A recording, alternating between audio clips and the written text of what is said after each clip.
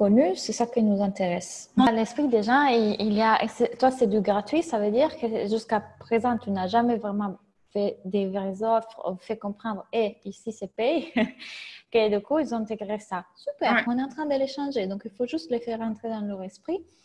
Mais moi, ma question est, si tu savais comment vendre, tu le ferais comment? Parce qu'en fait, ta croyance, c'est je ne sais pas bien vendre. Imaginons que tu sais comment vendre, alors tu ferais quoi? Et si c'était vrai que tu sais comment vendre, tu le ferais comment? En train de partir maintenant? Vers d'autres, en plus? Ouais. Parce que c'est pas vrai. Si tu leur dis, ils partent pas. Si tu leur dis pas, ils pensent que toi, c'est du gratuit, c'est pas du professionnel. Mais si tu leur dis, je te mets en situation, moi, je te contacte, je découvre la poésie avec toi, je te remercie, c'était un cours gratuit dans ces cas-là. Et puis, je te demande un conseil en privé en te disant, oui, je bloque un peu sur ça, je ne comprends pas effectivement comment faire ça. Bah, c'est le moment de dire, bah, je t'ai donné déjà le contenu gratuit, si tu veux aller plus loin, viens avec moi, je t'enseigne à faire, mais tu payes. Comment on dit ça? Comment on fait? Si tu avais la certitude que c'est tout à fait OK que tu fasses ça, et qu'ils ne vont pas penser à quelque chose de mauvais sur toi, mais au contraire vont penser, elle est professionnelle, alors tu le ferais comment? Tu as encore cette idée. Essayons de voir. Faisons le modèle ensemble, OK? Qu'est-ce que tu mets dans l'émotion? Circonstance. Faire basculer les gens en payant. Émotion.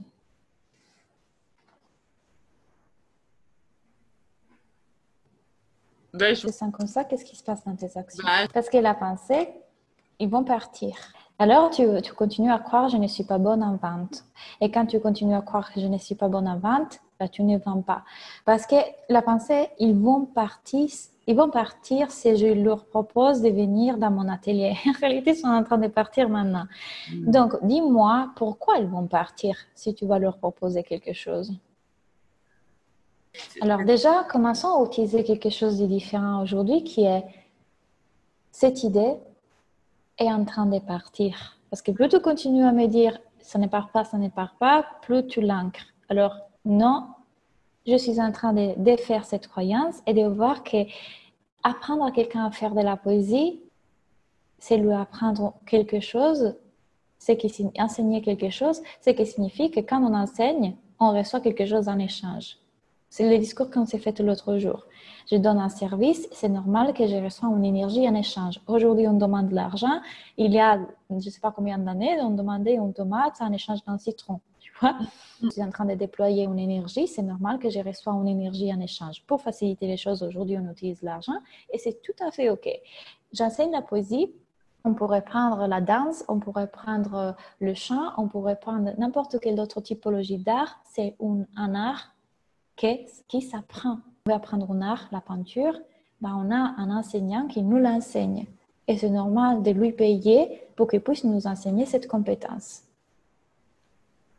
Il faut que tu intègres ça. Il faut que tu acceptes que c'est normal et que c'est comme ça. Je peux mettre les deux. Isabelle, coach et poète.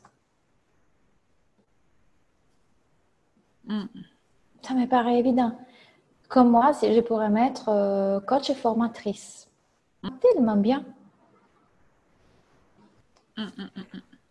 Donc, je t'invite vraiment à changer comme ça parce que ça te va, c'est exactement toi.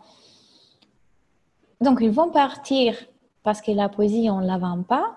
Est-ce que c'est vrai? Parce que cette personne t'a dit « Ah, merci, je vais la prendre chez quelqu'un d'autre. » Tu vois, les gens, dans leur esprit, c'est normal de payer. Commence à le faire devenir normal pour toi aussi. C'est tout à fait OK. Répète ça avec ton mental et valide-le pour le fait que tu le vois que ça se passe de plus en plus, de plus en plus, de plus en plus.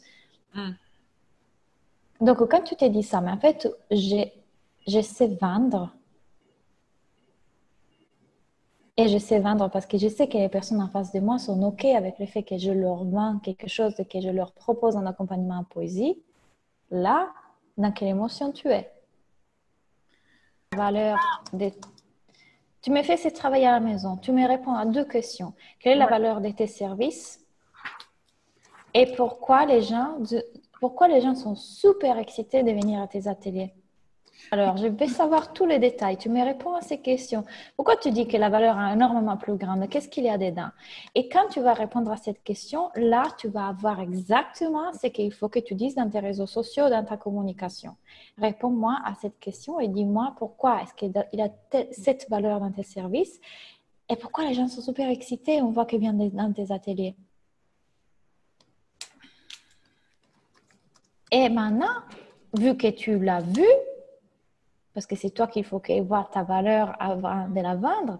Là, quand tu l'as vraiment vu, que tu as sous les yeux, parce que tu l'as écrit sur papier, tu me l'écris partout, partout, partout, partout, partout. Excité une fois qu'il s'inscrit à tes ateliers, qu'il participe à tes ateliers.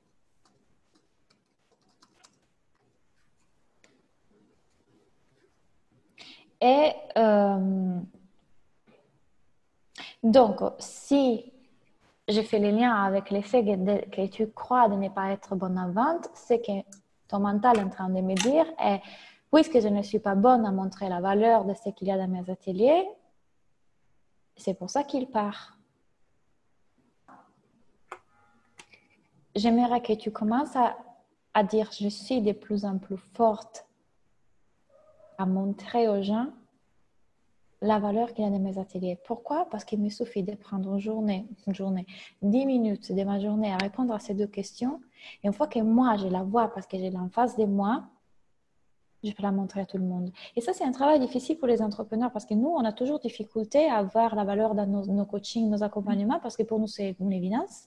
Mais quand les gens de l'extérieur viennent et nous disent « Ah non, mais c'était génial le coaching avec toi parce que j'ai fait ça, j'ai fait ça, j'ai fait ça. » Là, on se dit « Ah ouais, ok. » Mais si on se pose une seconde à répondre à ces questions-là, toi-même, tu le sais très bien quelle est la valeur dans tes services. Et là, il nous suffit juste de la montrer aux gens. Juste ça. Donc, moi, que je t'ai dit, voilà, c'était super, la télé gratuite avec toi. Ben, maintenant, je sais que dans la télé payante avec toi, il y a même tout ça. Je vais m'inscrire.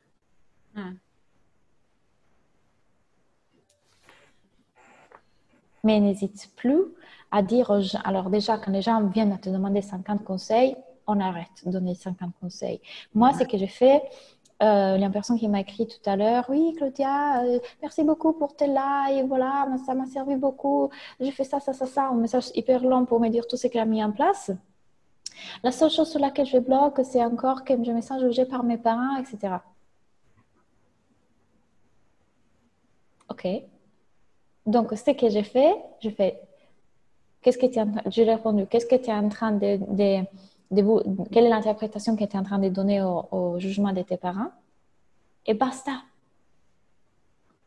Si elle a plus de questions, je lui dis, viens rejoindre le programme. C'est exactement ce que je t'enseigne dans le programme. C'est exactement ce qu'on va faire ensemble. On le verra dans les programmes.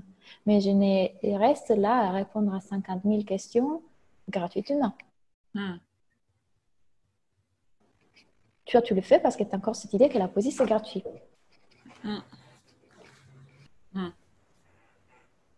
À la deuxième, avec beaucoup d'amour, tu vois. Pourquoi tu ne devrais pas leur dire que dans la télé, il y a encore plus et que c'est génial? Mais c'est le but d'apprendre la poésie. Bah, venez, les gens, comme tu vois, ils veulent venir, veulent apprendre, ils veulent payer. C'est à toi de leur dire. Alors, comment tu leur dis? Prends le temps de répondre à ces questions. Tu vas remarquer la valeur que vraiment il y a dans tes accompagnements. Et là, ça rend en évidence de la montrer aux autres. Et à chaque fois que quelqu'un te dit c'était génial parce qu'il y a eu ça, il y a eu ça, note-le. Parce que notre mental a besoin de remarquer les choses. C'est-à-dire que si moi je te dis va dehors et dis-moi combien de voitures bleues tu vois, et que puis tu reviens, je te dis dis-moi combien de voitures rouges tu as vu, tu n'as pas vu du rouge. Tu étais concentré sur les bleus, tu vois. Donc il faut montrer au mental les voitures rouges. Il faut le montrer, regarde tout ce que tu n'es pas en train de voir. Toutes les choses positives. Pourquoi elle voit les négatives? Parce que bien évidemment, le mental veut nous protéger. Alors, travail de cette semaine, remarquer tout le positif de tes ateliers, toute la valeur, l'écrire, la partager, en parler, et tu m'arrêtes cette idée de donner gratuit quand il te contente 50 fois. Et je te dirais plus, Isabelle, tu n'as même pas besoin de croire que tu sais vendre. Et si ça faisait toute seule? Je n'ai pas besoin d'être bonne en vente pour pouvoir vendre mes services. Parce que tout simplement, du moment dans lequel les gens voient la valeur et que tu les invites à rejoindre ton accompagnement, ça s'est fait tout seul. Tu n'as pas besoin de leur dire « Ouais, parce que les résultats que tu vas avoir avec les bénéfices et les avantages et les bonus, tu n'as pas besoin de ça. » Ils ont déjà testé qu'est-ce que c'était avec toi parce que tu as donné du gratuit.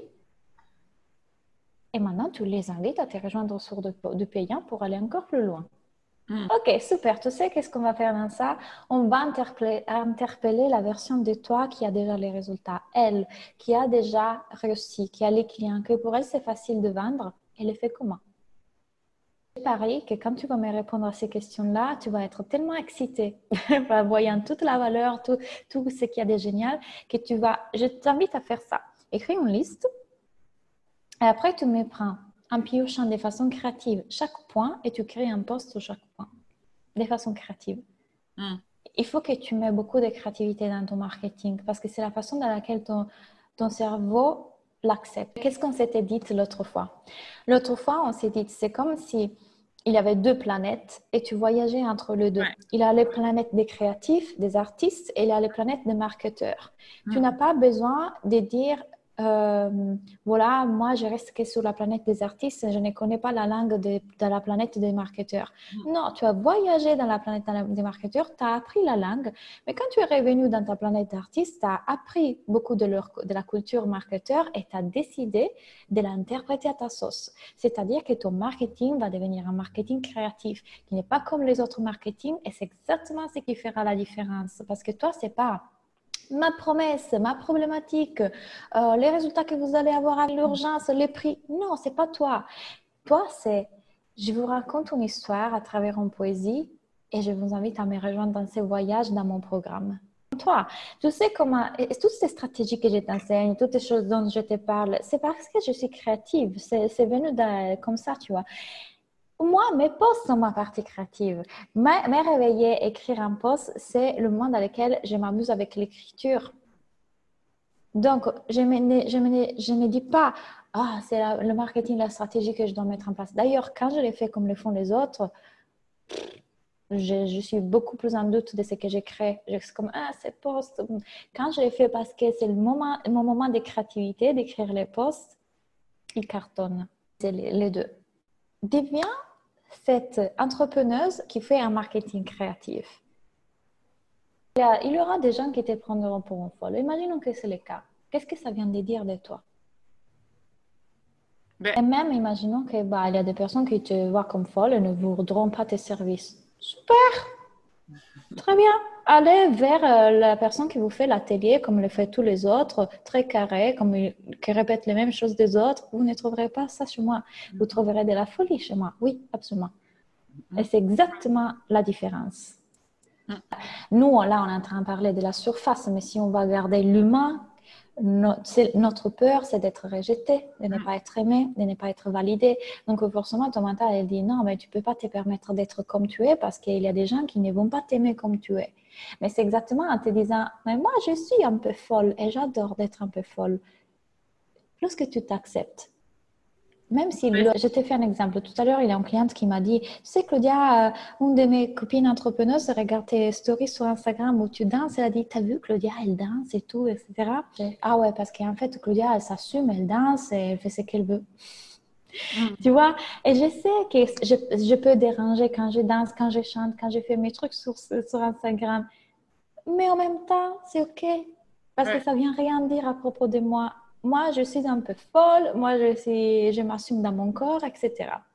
Si ça vient déranger, ça va dire beaucoup d'eux, mais très peu sur ce que je suis, moi. C'est de la peur. Ok. Dis-moi, alors fais-moi ce travail dans lequel tu me dis pourquoi tu es professionnelle. C'est-à-dire que pendant longtemps, je me disais, il faut que je sois plus professionnelle, il faut que je sois plus professionnelle. Mais en réalité, tu le vois, je suis hyper professionnelle. Mais je suis aussi très On s'amuse, on est dans la joie, on est léger, etc. Donc, ce qui m'a aidé, c'est d'accepter qu'en fait, je ne serai pas la coach en tailleur, lunettes, qui va te dire comment tu te sens. C'est pas moi, ça. Par contre, qu'est-ce qu'il y a des professionnels dans mes coachings? J'ai commencé à faire toute une liste de ce en quoi je suis hyper professionnelle et de la grande qualité. Et quand toi, tu commences à la remarquer, ce sera plus simple, encore une fois, de la montrer aux autres. Donc, fais-moi une liste des raisons qui rendent tes services et ton accompagnement professionnel. Parce que c'est comme si ton mental, il voit que le côté fou maintenant. Tu vois? Ouais. Essayons de lui montrer que tu es aussi ça pour que tu puisses le montrer aussi aux autres. Exactement comme ta valeur. Commence à prendre conscience, toi, de la valeur de tes services pour pouvoir la montrer aux autres. C'est Ça, la petite, c'est l'épice, en fait. C'est ouais. l'épice de la recette. Eh ben, il faut juste que tu montres plus ça, alors. C'est-à-dire, comment est-ce que tu peux montrer un peu plus le côté professionnel avant? Pour qu'il y ait cet équilibre dans ta communication. Enfin, fais-moi cette liste, qu'est-ce qu'il y a de professionnels et tu verras que les idées vont venir. C'est-à-dire, par exemple, moi, quand je pense, OK, comment je vais montrer aux gens que mes coachings sont professionnels? Et là, tu sais, qu'est-ce que j'ai tout de suite, la chose qui me vient, c'est donner des conseils et des tips précises, tu vois, et parler des stratégies. Parce que là, c'est du concret, en fait. Tu vois? Alors, par exemple, tu pourrais me dire quelque chose de très concret dans la poésie. Donc, une règle à appliquer. Moi, j'arrive sur tes posts et je découvre que tu me dis le lundi, c'est les petits conseils pratiques. Ah, dans la poésie, en fait, il faut mettre les rimes comme ça. Je n'importe quoi, je ne sais rien. Donc, tu expliques quelque chose de très pratique. Là, tout de suite, il voit, ah, ok, elle m'enseigne ça. Mais des petits conseils, des petites choses pratico-pratiques qui vont dire, ah ok, elle a des compétences et des connaissances, c'est professionnel. C'est comme si moi, je t'ai parlé dans mes posts marketing et je disais, oui, parce que la landing page, le stress marketing, tu vois, tout de suite, tu te dis, ah ouais, elle compte. C'est un peu le côté diététicienne. Oui, parce que l'apport calorique et les glucides par rapport aux lipides, etc., s'il utilise un langage plus comme ça, plutôt que dire oui, parce que si tu manges trop de patates, tu grossis, ça fait déjà une différence, tu vois? Donc, quels sont les éléments que tu peux apporter à ta communication pour montrer cette professionnalité? Mais il faut d'abord que toi, tu les vois. Tu me fais un post sur ça, sur la folie et la créativité. Je pense que ça va parler énormément de personnes. Maintenant, ce qui m'intéresse beaucoup, beaucoup pour conclure cette séance, la vente devient simple. Tu n'as même pas besoin de vendre du monde dans lequel tu montres tout ça et ça sera naturel que quand les gens viennent te chercher pour des conseils gratuits, tu leur diras super ce que tu as fait, je te conseille de venir dans l'atelier parce que c'est là que je vous enseigne ça, ça et ça.